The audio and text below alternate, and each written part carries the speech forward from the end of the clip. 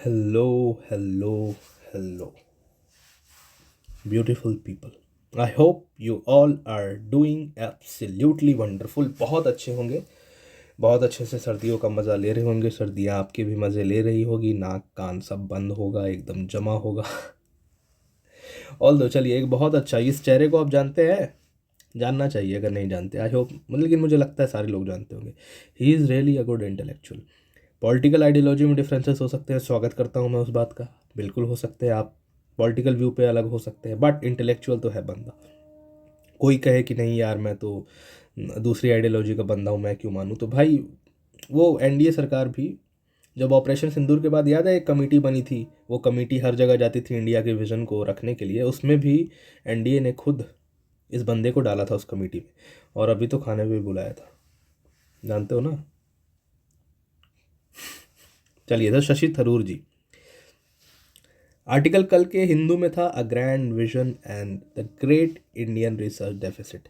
आज मैं ला रहा हूँ क्योंकि कल का टॉपिक ज़्यादा इंपॉर्टेंट था, जो डार्क एनर्जी और डार्क मैटर वाला था वो ज़्यादा इंपॉर्टेंट था। वो जो कल मैंने बीबीसी से कवर किया था, आज हिंदू में छपा है, आज की डेट में हिंदू में छपा है। आप चाहें तो साइंस के वो जो पन्ने में आप देख सकते हैं, वो आज छपा है, जो मैंने कल कवर किया था।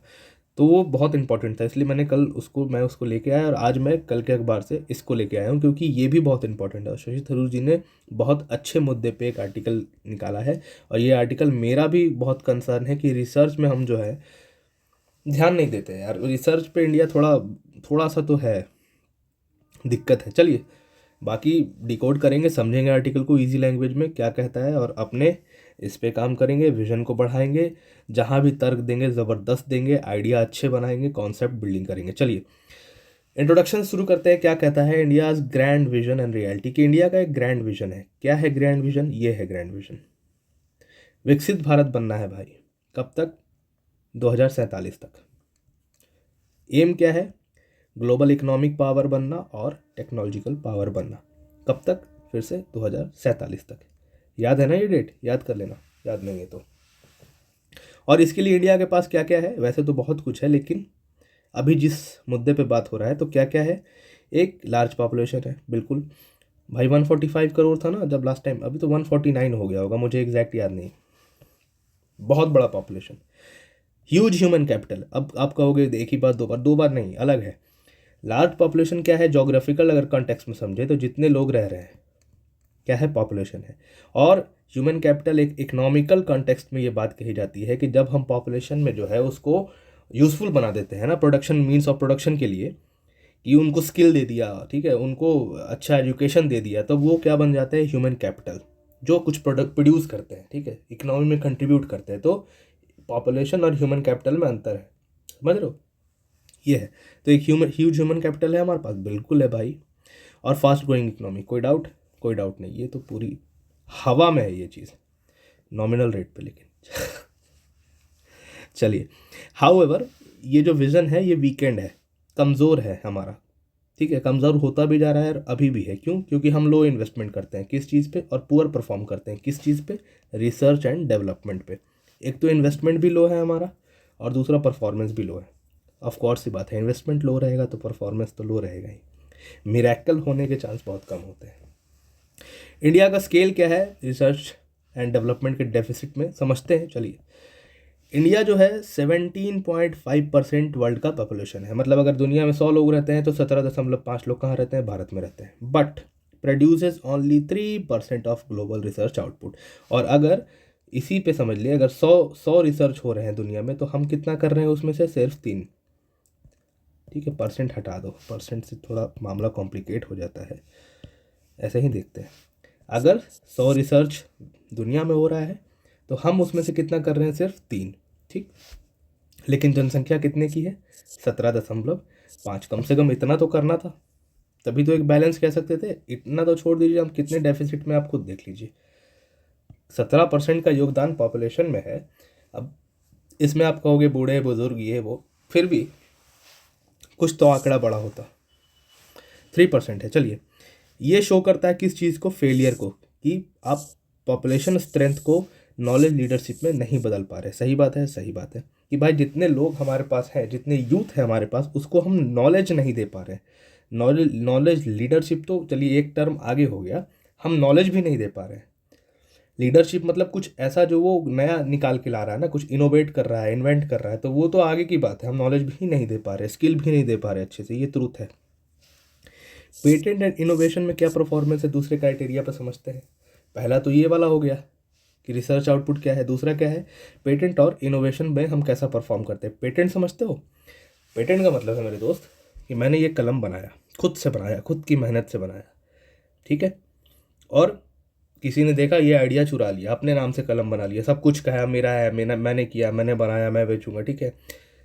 तो इससे बचने के लिए हम क्या कहते हैं भाई कि जैसे ही कुछ आता है नया, इनोवेट होता है, इन्वेंट होता है, इसको जाके रजिस्टर करवा लेते हैं अपने नाम पे, ताकि सारे राइट्स जो है इसको यूज़ करने के, इनोवेट करने के, वो किसके पास रहे, अपने पास रहे। कोई अपने नाम पे जाकर रजिस्टर ना करवा ले, मेरे आइडिया को चोरी ना कर ले, तो पेटेंट करवाते हैं। तो पेटेंट और इनोवेशन में क्या परफॉर्म कर रहा है इंडिया? इंडिया ग्लोबली जो है 6th रैंक पे है। किस पे? पेटेंट फिलिंग में। 2023 की बात है, मतलब पेटेंट के जो फॉर्म भरते हैं ना कि ये मैंने बनाया, इसका फॉर्म भरा, ये बनाया, उस पर हम 6th नंबर पे हैं। अच्छी बात है भाई। 64,480 यानी 64,480 पेटेंट एप्लीकेशन पड़े थे 2023 में। ये सबसे फास्टेस्ट ग्रोथ है पिछले साल के मुकाबले। यानी मान के चलिए अगर 2022 में 100 एप्लीकेशन पड़े तो 2023 में कितना पड़ा? 115.7। ग्रोथ है, बिल्कुल ग्रोथ तो है भाई, ठीक है। ये ग्रोथ भी है, सबसे फास्टेस्ट ग्रोथ है पेटेंट के एप्लीकेशन को देने में। मतलब हम एप्लीकेशन बहुत ज़्यादा अप्लाई कर रहे हैं, इसका मतलब कहीं ना कहीं है कि हम बहुत ज़्यादा इनोवेट कर रहे हैं। चलिए, लेकिन सच्चाई क्या है कि भाई वैश्विक स्तर पे 3.55 मिलियन 3.55 मिलियन एप्लीकेशन दायर हुए, और हमने कितना किया इसमें से? सिर्फ 64,480। कितना है? वो गया 1.8% ओनली। दिक्कत। बहुत अच्छा सोच रहा था मैं, और कहाँ आसमान से गिरे खजूर पे लटके वाला हाल हो गया कि भाई बस इतना ही है। दुनिया में बहुत ज़्यादा हुआ है, और जनसंख्या हमारी कितनी है? 17 पॉइंट कुछ %, और हमने सिर्फ कितना किया? 1.8%। समझ रहे हो? धब से गिरा दिया भाई, पट से हेडशॉट मार दिया इस डेटा ने। चलिए, तो अब इंडिया की रैंक 47th है रेजिडेंट पेटेंट पर मिलियन पीपल। पर मिलियन पीपल के हिसाब से देखें तो हमारा 47th रैंक आ जाता है, ठीक है। 1 मिलियन पे कितना पेटेंट हो रहा है, मतलब 10 लाख लोग पे कितना पेटेंट हो रहा है, इस हिसाब से देखें तो इस हिसाब से इस तरीके का डेटा है। हमारा रैंक कितना आ जाता है? 47th आ जाता है भाई। चलिए, ग्रो तो बहुत कर रहा है, लेकिन तो ये दिखाता है कि भाई ग्रोथ है, भाई ग्रो तो बहुत कर रहा है, लेकिन इनोवेशन इंटेंसिटी हमारी क्या है? वीक है। एक्सपेंडिचर, ये मेन चीज़ है भाई, यही प्रॉब्लम की जड़ पे बात कर रहे हैं। अब जड़ जो है कि R&D, तीसरा हम क्यों वीक हो रहे हैं, तीसरा एक्सपेक्ट R&D पे हम एक्सपेंडिचर ही नहीं करते। एक्सपेंडिचर मतलब समझते हो? खर्च ही नहीं करते। सबसे मोस्ट सीरियस प्रॉब्लम है खर्च नहीं करना भाई। ऐसे समझो, मान के चलो UCC आनी है, यूनिफॉर्म सिविल कोड आना है, गवर्नमेंट के मैनिफेस्टो में था कि आना है। अब यूनिफॉर्म सिविल कोड को आप ऐसे अप्लाई कैसे कर दोगे डायरेक्ट? हमारे पास तो बहुत ज़्यादा डाइवर्सिटी है ना, बहुत सारे माइनॉरिटीज़ है, बहुत सारे ट्राइबल ग्रुप्स है, अब उनकी अपनी विचारधारणाएं धाराएँ हैं। 6 शेड्यूल वाले रीजन की बात कर लो, ऑटोनोमस बॉडी है वहाँ भाई, उनका अपना थोड़ा चलता है, वो अपने हिसाब से थोड़ा जस्टिस करने में बिलीव रखते हैं। तो आप एक जैसा कानून कैसे ले आओगे सबके लिए? आपको प्रॉब्लम होगी, बिल्कुल प्रॉब्लम होगी। तो आप क्या करो, ऐसा मैं नहीं कहता, ये आर्टिकल भी कहता है कि आप जो सोशोलॉजिस्ट है ना यूनिवर्सिटीज़ में यार, उनको आप उन पे खर्च करो, उनकी कमिटीज़ बनाओ, उनसे पूछो कि हम सोसाइटी पे UCC लाने वाले हैं। अब UCC कहीं आसमान में तो आएगा नहीं, या किसी के शरीर पे नहीं आएगा, किसी रोबोट पे नहीं आएगा, किसी रॉकेट पे नहीं, समाज में आएगा ना। और समाज के वैज्ञानिक कौन? सोशोलॉजिस्ट। आप उनका कमेटी उनकी बहुत सारी बनाओ, उन पे खर्च करो कि हाँ भाई, मॉड्यूल बना के टेस्ट करे कि UCC कितने स्टेज में आना चाहिए, किस प्रकार से आना चाहिए, क्या क्या प्रॉब्लम आएगी, उसको गवर्नमेंट टैकल कैसे करेगी, क्या होना चाहिए, क्या नहीं होना चाहिए। यही तो है R&D। मतलब सोशल साइंस के सेक्टर में भी R&D हो सकता है मेरे दोस्त, उसका एग्जांपल दे रहा हूँ। बाकी आप टेक्निकल एरिया में तो जितना चाहो खर्च करो भाई। ब्रह्मोस डेवलप किया, ठीक है, ब्रह्मोस डेवलप किया, बहुत अच्छी मिसाइल चली, रसिया के साथ ही मिलकर डेवलप किया, तो उससे क्या हुआ, अब ब्रह्मोस हमने बेचा भी, फिलीपींस को बेचा, मान के चलिए थाईलैंड से ऑर्डर भी है शायद, किसी साउथ ईस्ट एशियन कंट्री से है, आई थिंक थाईलैंड ही है, फिलीपींस वाला तो कन्फर्म है, एक थाईलैंड ही है शायद, तो वहाँ बेच रहे हैं। तो भाई R&D करके एक टेक्नोलॉजी बनाई, उसको हमने सेल किया ना, मतलब प्रोडक्ट को सेल किया, तो उससे हमको फ़ायदा हुआ। नहीं तो क्या होता है, हम क्या डिपेंड करते हैं मोस्टली, हम AI कुछ नहीं, अपना कुछ नहीं बना पा रहे हैं मान लीजिए, तो हम क्या है, डिपेंडेंट है। अब हम टेक्नोलॉजी वहाँ से आएगा, वहाँ से सामान खरीदेंगे हम सारा पैसा उठा के, भाई ये पैसा तुम खुद के रिसर्च में लगाओ, अपनी चीज़ें बनाओ, बढ़िया बढ़िया नई नई टेक्नोलॉजीज। अब देखिए रिन्यूएबल एनर्जी पे बहुत ज़्यादा जोर है, आपको भी पता है, एनर्जी ख़त्म हो रही है, जो नॉन नॉन रिन्यूएबल जितने भी रिसोर्सेज है एक दिन एग्जॉस्ट हो जाएंगे, तो रिन्यूएबल एनर्जी पे बहुत ज़्यादा फोकस है। आप डेवलप करो बढ़िया R&D करके कि भाई सोलर एनर्जी से सोलर पैनल, ऐसे ऐसे सोलर पैनल बनाओ, एग्जाम्पल के लिए कह रहा हूँ, जिससे मतलब कम इंटेंसिटी ऑफ सोलर लाइट में बहुत अच्छी तरीके से इलेक्ट्रिसिटी प्रोड्यूस हो सके, वेस्टेज कम हो। हम कर सकते हैं ना ऐसा, कम से कम रिसर्च तो करो। और उन सोलर पैनल को, अब इंटरनेशनल सोलर अलायंस जो बनाया है इंडिया ने फ्रांस के साथ, उसको भी इससे गति मिलेगी। तो रिसर्च करने का ये फ़ायदा है, बहुत फ़ायदा है भाई। अगर आप कुछ भी, कोई वैक्सीन अच्छी बना देते, टीबी के लिए बहुत अच्छी और दवाइयाँ बना देते, एक्सपोर्ट करते, एक्सपोर्ट करते प्रोडक्शन करके, भाई बहुत पैसा। ऐसे ही तो देश अमीर भाई, लॉकहेड लॉकहेड मार्टिन और क्या क्या USA ने बना दिया, वो वाला जो देखे हो ना, अब क्या था यार, मैं नाम भूल गया उसका, वो एयरक्राफ्ट का जो मिडनाइट हैमर में यूज़ किया था ईरान पे USA ने, समझ रहे हो, देखे हो उसको कभी, उसने देखा है आपने उसका डिज़ाइन, भाई वो अलग लेवल का। अब आप ब्लेम करोगे कि उनके पास तो एलियन टेक्नोलॉजी है और एरिया 51 सेक्टर 1 में पता नहीं क्या क्या, लेकिन भाई असलियत ये है कि USA जैसी कंट्रीज बहुत खर्च करती है अपने R&D पे।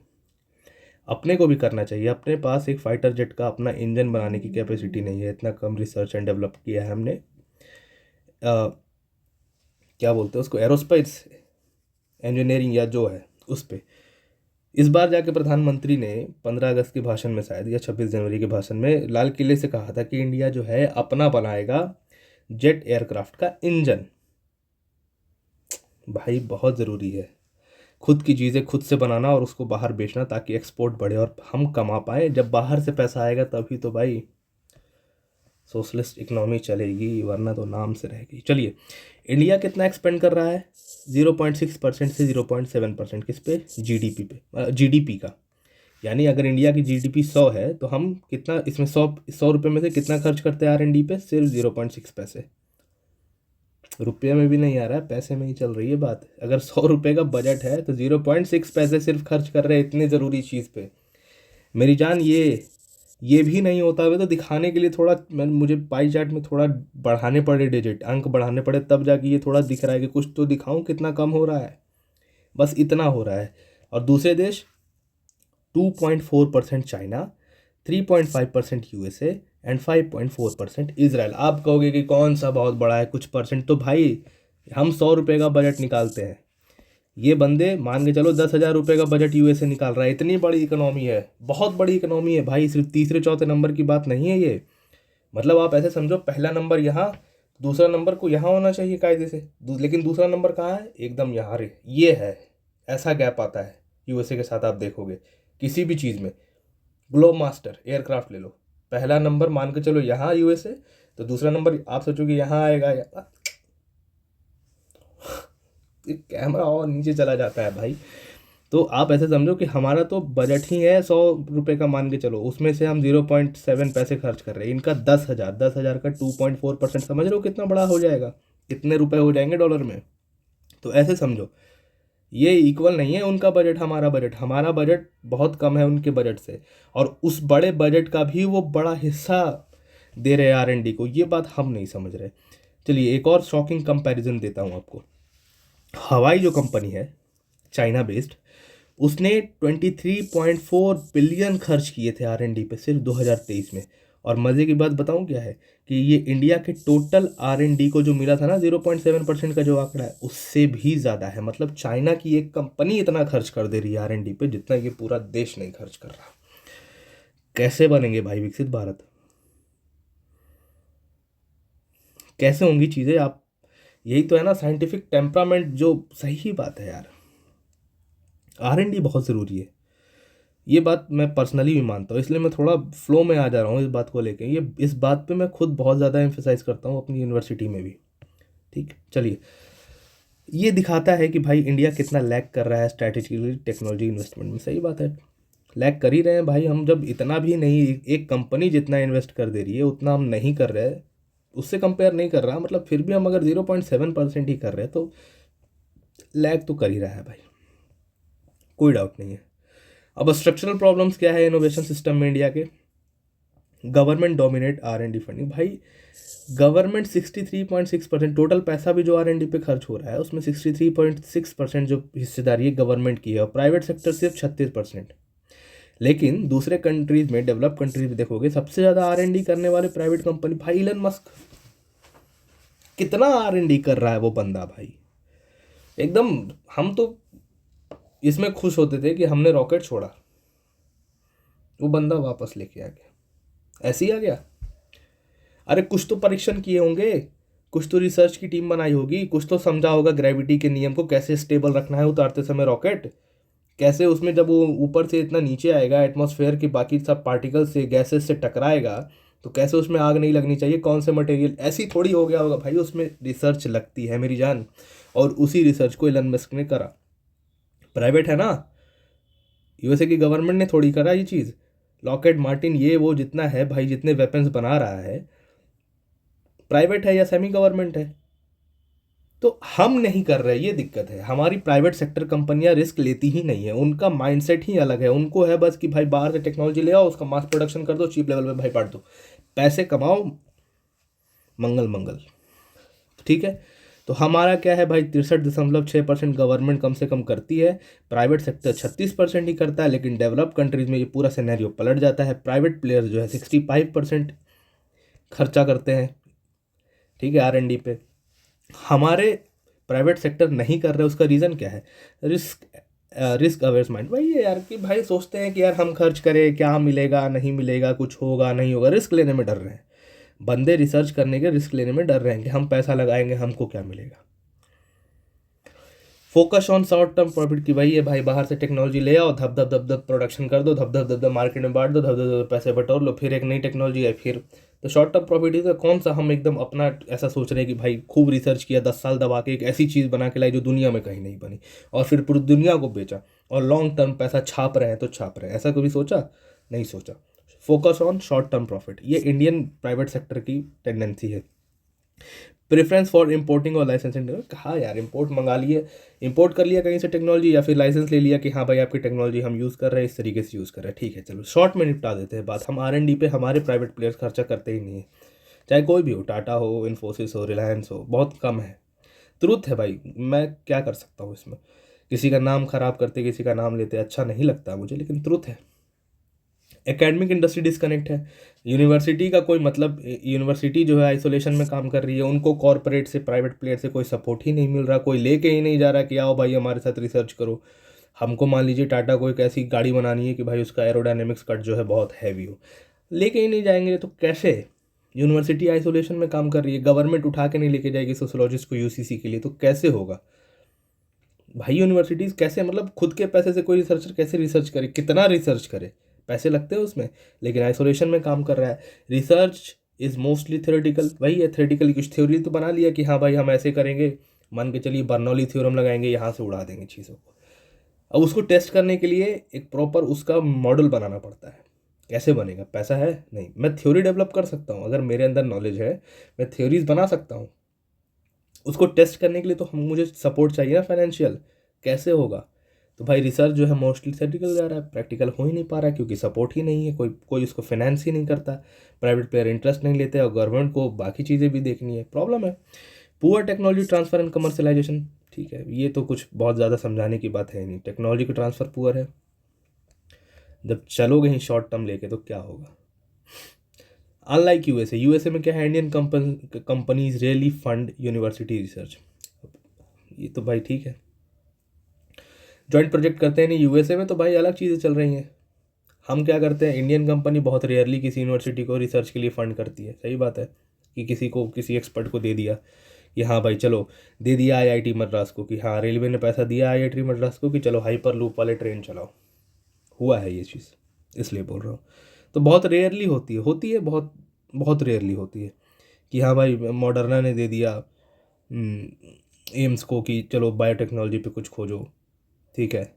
चाहे किसी और दवाई की कंपनी ने दे दिया, मैनकाइंड ने दे दिया, बहुत कम चल रहा है, इंडियन कंपनी है भी नहीं। तो इंडियन कंपनीज रियरली फंड करती है यूनिवर्सिटी रिसर्च को, और no strong culture of joint project. और दोनों मिलकर साथ में कुछ कर रहे हो, मान लीजिए कि मान के चलिए आईआईटी बॉम्बे के वैज्ञानिक और साथ में कोई एक कंपनी ले लीजिए जो मैकेनिकल के लिए, मान के चलिए कोई कार की, वही टाटा यार, टाटा। और बहुत कम होता है कि आईआईटी बॉम्बे के मैकेनिकल ब्रांच और टाटा मिलकर साथ में काम कर रहे हैं एक ऐसी कार को डेवलप करने के लिए जो इंडियन सड़कों के लिए बनी हो। एक हाइपोथेटिकल एग्जांपल दे रहा हूँ। तो जॉइंट कल्चर भी बहुत कम है हमारे पास।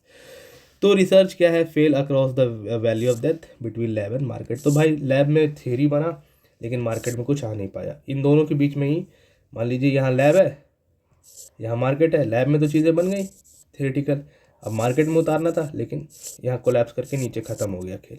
डेथ वैली यही होती है, दो ऊंची जगह के बीच का जगह यही। तो यहाँ पहुँच ही नहीं पाई तो माजरा ही ख़त्म। तीसरा क्या है, ब्रेन ड्रेन, कि भाई जितने टैलेंटेड बंदे हैं ना, जिनके पास दिमाग है भी, उनको पैसे दे ही नहीं रही। अगर कोई प्राइवेट प्लेयर पैसा नहीं देगा, गवर्नमेंट पैसा नहीं देगी, तो कहाँ जाएंगे भाई? फिर तो यही है ना, सारे इंजीनियर यूएसए भाग जा रहे हैं। और देश प्रेम के नाम पे कितना रोकोगे? पैसे लाइफस्टाइल बहुत अच्छा ऑफर कर देते हैं तो फिर ब्रेन ड्रेन हो रहा है कि talented research leave India due to better funding abroad. वही है, अच्छा फंड आ रहा है अब्रॉड में, बेटर इंफ्रास्ट्रक्चर है, उनको भी स्कोप अच्छा मिल रहा है, हायर सैलरी और करियर ग्रोथ तो है ही। मतलब जो उनके अंदर कैपेसिटी है उसको वो फंड भी अच्छा कर रहे हैं, इंफ्रास्ट्रक्चर यानी टेस्टिंग प्लेटफॉर्म भी अच्छा दे रहे हैं, और सैलरी तो अच्छा दे ही रहे हैं मेरी जान। तो सब कहाँ चले? USA, Britain, Germany etcetera.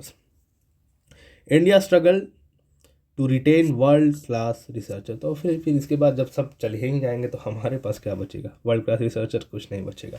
और ब्यूरोक्रेटिक डिले कि भाई स्लो प्रोजेक्ट अप्रूवल, कुछ अच्छा बना भी तो उसको अप्रूवल नहीं मिल रहा है। इरेगुलर फंड रिलीज कि भाई गवर्नमेंट फंड दे भी रही है तो इरेगुलर है। और एक्सेसिव रेड टेप कि भाई यहाँ फाइल अटकी, रेड टेपिज्म समझते हो, यहाँ फाइल अटकी, बाबू बैठ गए कि हाँ साइन होगा कि नहीं होगा, फिर वहाँ गई तो वहाँ बाबू बैठ गए कि साइन होगा कि नहीं होगा। तो हर जगह यही है कि साइन होगा कि नहीं होगा।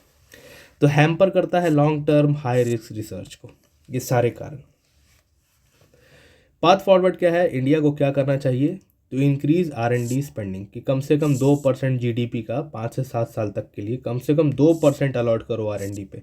Encourage private sector to contribute 50%। और भाई अगर 100 रिसर्च हो रहे हैं इंडिया में तो उससे 50% जो प्राइवेट प्लेयर करे, इसके लिए इनकरेज करो प्राइवेट सेक्टर को, ठीक है। उनको समझाओ, नहीं है तो पॉलिसीज़ बनाओ।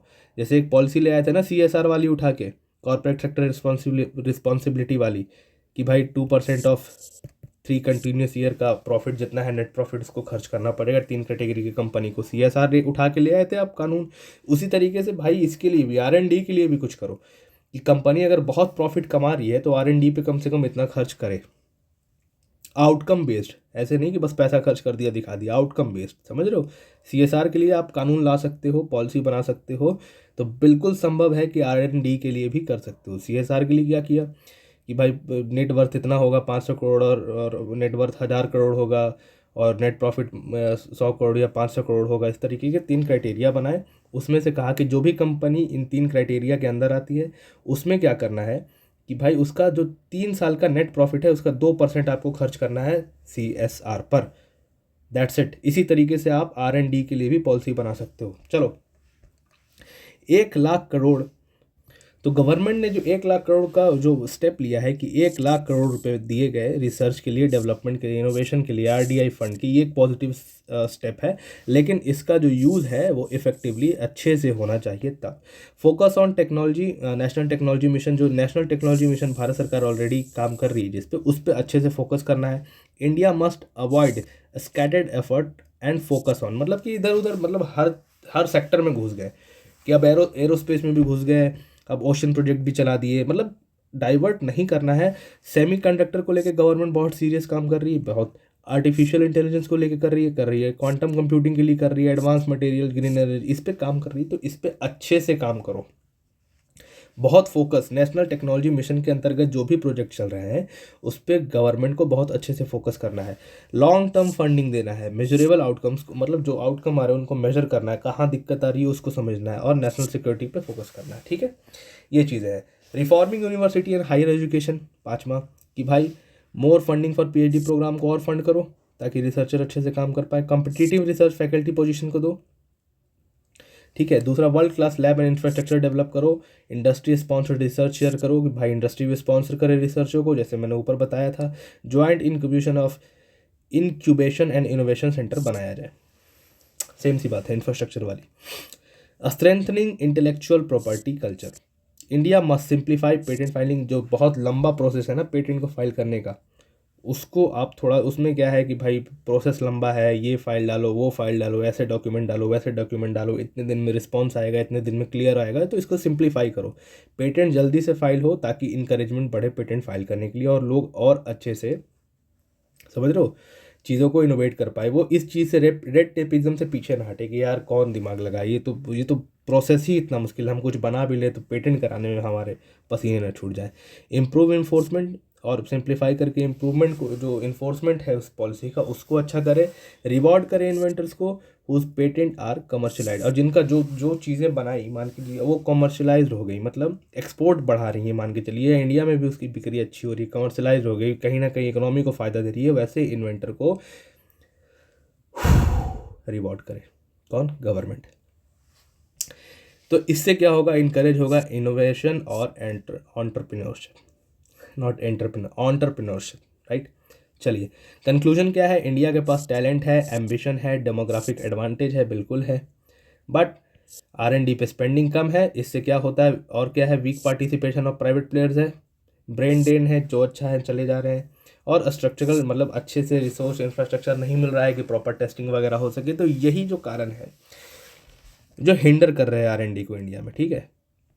इससे क्या होगा, with strong political will and sustain reform, the dream of Viksit Bharat 2047 will remain out of reach. जब तक ये चीज़ नहीं होगा ना, without strong political will and sustain reform, मतलब जो बाकी ऊपर रिफॉर्म्स बताएं कि चीज़ें ये वाले सिंप्लीफाई करो, इम्प्रूव करो इन्फोर्समेंट को, इन्वेस्टर को रिवॉर्ड करो, बाकी चीज़ सेमीकंडक्टर पे फोकस करो, ये सारी चीज़ें जब तक स्ट्रक्चरल रिफॉर्म ना होगा, सस्टेन रिफॉर्म ना होगा, और स्ट्रॉन्ग पॉलिटिकल विल नहीं होगी, तब तक विकसित भारत का सपना सपना ही रहेगा, आउट ऑफ रीच रहेगा। तो ये बहुत ज़रूरी है अपने को करना, तब जाके चीज़ें हो पाएंगी। तो आई होप ये लेक्चर अच्छा होगा, आपको समझ में आई होंगी चीज़ें, रिसर्च की वैल्यू समझ में आई होगी, इंडिया की पोजीशन समझ में आई होगी, आपको एक अच्छा व्यू पॉइंट मिला होगा। तो इसी के साथ इस आर्टिकल को यहीं ख़त्म करते हैं। This is Shashank Singh signing off, good night.